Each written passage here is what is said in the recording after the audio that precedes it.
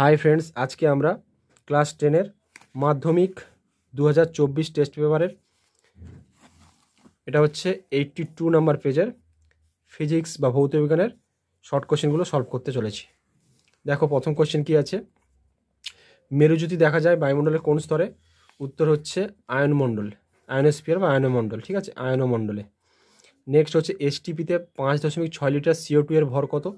এসটিপিতে 5.6 লিটারের CO2 ভর দেখো, এখানে হচ্ছে অপশান আছে 11 গ্রাম আছে, 1.2 গ্রাম আছে, 22 গ্রাম এবং আগে আছে 5.6 গ্রাম। তাহলে দেখো অঙ্কটা আমি করিয়ে দিচ্ছি, দেখে নাও। তাহলে হচ্ছে 22.4 লিটার এর ভর কত? 44 গ্রাম, ঠিক আছে। 22.4 লিটারের ভর, যেটা হচ্ছে এসটিপিতে আয়তন হচ্ছে 22.4 লিটার, তাহলে 22.4 লিটারের ভর কত? 44 গ্রাম হবে। তাহলে 5.6 লিটারের ভর কত হচ্ছে? এখানে দেখো কাটাটি করে এলো, অ্যান্সার এসছে 11 গ্রাম, 11 গ্রাম, ঠিক আছে। এখানে হচ্ছে 11 গ্রাম অ্যান্সার। তাহলে option B right answer. Next হচ্ছে একটি গ্যাসের বাষ্প ঘনত্ব 24 হলে গ্যাসটি কোনটা হবে? একটা H2S, NH3, SO2, O3 বা ওজোন গ্যাস। দেখো এখানে ওজোন গ্যাস হবে, কি করে হচ্ছে দেখে নাও। আমরা জানি যে আণবিক ভর সমান 2 গুণ বাষ্প ঘনত্ব, আণবিক ভর সমান 2 গুণ বাষ্প ঘনত্ব।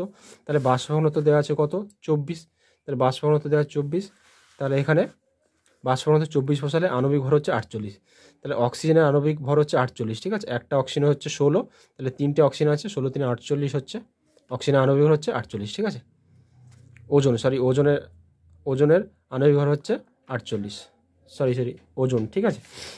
নেক্সট হচ্ছে কঠিনের দৈর্ঘ্য প্রসারণ গুণাঙ্ক ও আয়তন প্রসারণ গুণাঙ্কের অনুপাত কি? ঠিক আছে, আমরা জানি যে দৈর্ঘ্য প্রসারণ গুণাঙ্ক, ক্ষেত্রফল প্রসারণ গুণাঙ্ক এবং আয়তন প্রসারণ গুণাঙ্কের মধ্যে সম্পর্ক হচ্ছে α/1 = β/2 = γ/3। তাহলে এখান থেকে আমরা লিখতে পারি α/1 সমান γ/3, α/1 সমান γ/3। তাহলে এখান থেকে α/γ = 1/3, তাহলে 1:3 হবে অ্যান্সার, 1:3 হবে অ্যান্সার। তাহলে এখানে হচ্ছে অপশন বি 1:3 অ্যান্সার হচ্ছে। নেক্সট হচ্ছে লেন্সের আলোক কেন্দ্রগামী রশ্মির চ্যুতি কত হচ্ছে? 0 ডিগ্রি হবে। আলোক কেন্দ্র দিয়ে যে কোনো রশ্মি গেলে তার কোনো চ্যুতি হয় না বা রশ্মিটাই বেঁকেও যায় না, ঠিক আছে। তাহলে 0 ডিগ্রি চ্যুতি হবে। হলুদের পরিপূরক বর্ণ আমরা সবাই জানো, নীল হচ্ছে হলুদের পরিপূর্ণ বর্ণ। এবার হচ্ছে ওয়াট ঘন্টা কোন রাশির একক? ওয়াট ঘন্টা হচ্ছে তড়িৎ শক্তির একক। নেক্সট হচ্ছে কোন বাল্বটির রোধ সবচেয়ে বেশি? কোন বাল্বটির রোধ সবচেয়ে বেশি? 220 volt 40 watt, 220 volt 60 watt, 220 volt 100 watt, 220 volt এবং 150 ওয়াট। তাহলে এখানে দেখো আমরা জানি কি রোধ সমান কি জানি, এখানে আমরা জানি দেখো রোধ রেজিস্ট্যান্স R = V²/P, ঠিক আছে।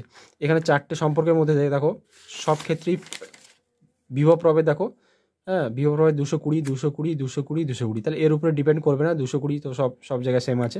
তাহলে কোনটার উপর ডিপেন্ড করবে? এই যে ক্ষমতা বা পাওয়ার, ক্ষমতার উপর ডিপেন্ড করবে। তাহলে এখানে দেখো R = V²/P, তাহলে এখানে দেখো P যার, এখানে দেখো ব্যস্তানুপাতিক না, এখানে R তাহলে সমানুপাতিক 1/P, তাহলে R সমানুপাতিক 1/P, P এবং R ব্যস্তানুপাতিক, তাহলে P যার কম R সবচেয়ে বেশি হবে। P যার কম অর্থাৎ ক্ষমতা যার কম রোধ তার সবচেয়ে বেশি, ক্ষমতা যার কম রোধ সবচেয়ে বেশি। তাহলে এখানে ক্ষমতা হচ্ছে সবচেয়ে কম হচ্ছে 40 ওয়াট হচ্ছে, এখানে 60 ওয়াট আছে, এখানে 100 ওয়াট আছে, 150, তাহলে সবচেয়ে কম হচ্ছে 40 ওয়াট, তাহলে এটা হচ্ছে সবচেয়ে বেশি হবে, রোধ হচ্ছে সবচেয়ে বেশি হবে, অপশন এ। নেক্সট হচ্ছে গাছের বয়স নির্ধারণে ব্যবহৃত আইসোটোপ কোনটা হচ্ছে? 14C কার্বন, ঠিক আছে, কার্বন সি 14C, কার্বনের 14 আইসোটোপ।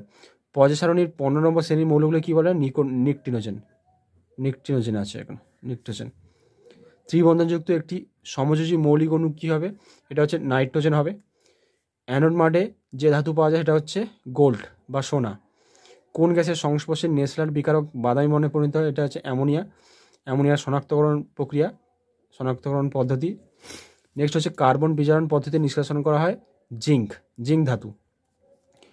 কোনটি সম্পৃক্ত হাইড্রোকার্বন? এটা হচ্ছে দেখো মিথেন, যেখানে সিঙ্গেল বন্ড থাকে সেটা হচ্ছে সম্পৃক্ত হাইড্রোকার্বন, আর যেটা হচ্ছে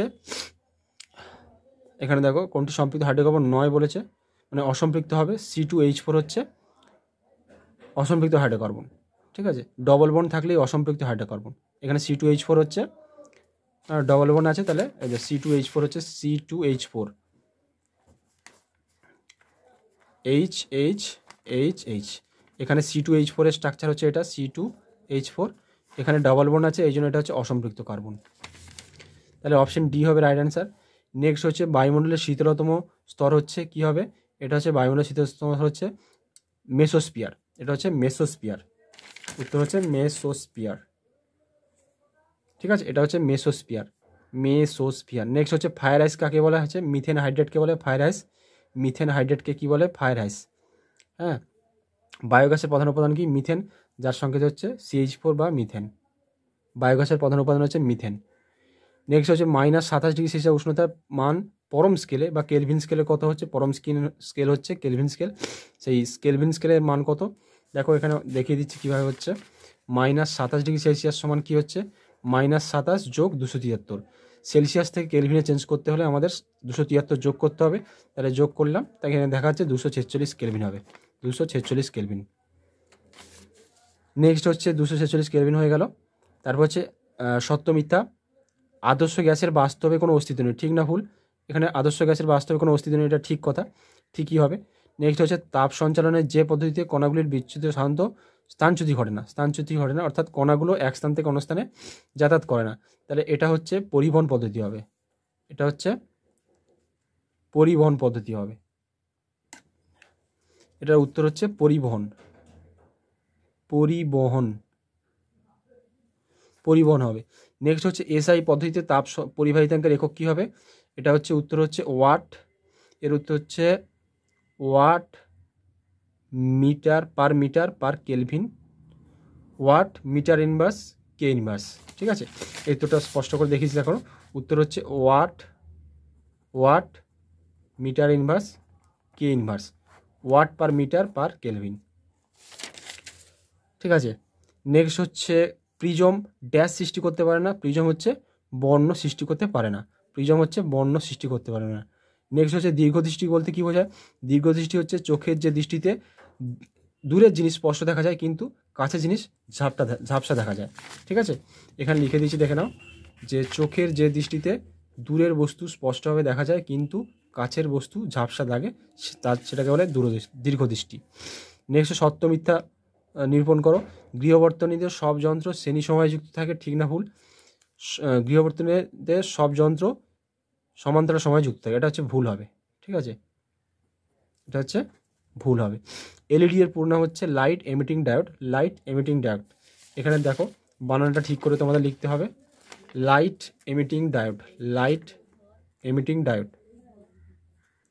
নেক্সট কোয়েশ্চেন কি আছে, 1 20 সমান ড্যাশ বেকারেল, 1 20 সমান ড্যাশ বেকারেল, 1 20 সমান মনে রাখবে তোমরা যে 3.7 × 10⁻10 বেকারেল, 3.7 × 10⁻10 বেকারেল, 3.7 × 10⁻10 বেকারেল। নেক্সট হচ্ছে কোন শ্রেণীর সকল মৌল গ্যাসীয়, এটা হচ্ছে 8 নম্বর শ্রেণী বা নিষ্ক্রিয় গ্যাসের শ্রেণী। বন্ধুরা এরপরে কোয়েশ্চেন কি আছে দেখো, যে অথবা হচ্ছে দুটি বিরল মৃত্তিকা মৌলের নাম লেখো, দুটি বিরল মৃত্তিকা মৌলের নাম হচ্ছে লিখতে পারো স্ক্যান্ডিয়াম এবং লুটেসিয়াম, স্ক্যান্ডিয়াম এবং লুটেসিয়াম, তোমাদের বানানটা দেখিয়ে দিচ্ছি বা স্পেলিংটা দেখিয়ে দেখো, স্ক্যান্ডিয়াম লুটেসিয়াম, স্ক্যান্ডিয়াম লুটেসিয়াম। নেক্সট হচ্ছে শূন্যস্থান পূরণ করো, ক্ষার ধাতু জলের সঙ্গে বিক্রিয়া করে ড্যাশ উৎপন্ন হয়, হাইড্রোজেন গ্যাস উৎপন্ন করে, হাইড্রোজেন গ্যাস, ক্ষার ধাতুর সঙ্গে জল বিক্রিয়া করে হাইড্রোজেন গ্যাস উৎপন্ন হয়। এবার হচ্ছে অষ্টক সংকুচিত হয়েছে, এরূপ একটি যৌগের নাম হচ্ছে BF3, বোরন ট্রাইফ্লোরাইড, BF3। ঠিক আছে, উত্তর হচ্ছে BF3, boron trifluoride, boron trifluoride.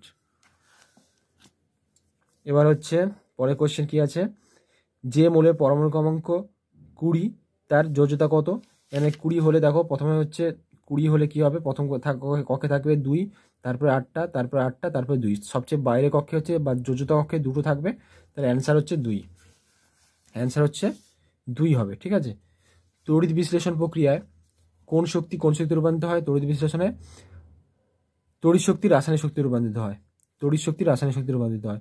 কোন গ্যাসের সঙ্গে অ্যামোনিয়ার বিক্রিয়া একটি কঠিন পদার্থ উৎপন্ন হয়, উৎপন্ন হচ্ছে উত্তর হচ্ছে HCl হবে। বিক্রিয়াটা দেখে দিচ্ছি দেখে নাও, NH3 + HCl = NH4Cl, ammonium chloride উৎপন্ন হচ্ছে। তাহলে অ্যামোনিয়ার সঙ্গে HCl গ্যাসের বিক্রিয়ায় NH4Cl, যেটা একটা কঠিন পদার্থ উৎপন্ন হচ্ছে।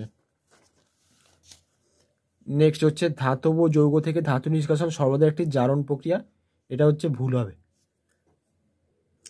নেক্সট হচ্ছে বিমানের কাঠামো তৈরিতে ব্যবহৃত সংকর ধাতুর নাম কি? উত্তর হচ্ছে ডুরালুমিন। ডুরালুমিন। 2.17 রূপার তড়িৎ লেপনে তড়িৎ বিশ্লেষক হিসাবে কোন পদার্থ ব্যবহৃত হয়? লিখবে তোমরা potassium argento cyanide. Potassium argento cyanide. সোনার ক্ষেত্রে পটাশিয়াম অরোসায়ানাইড।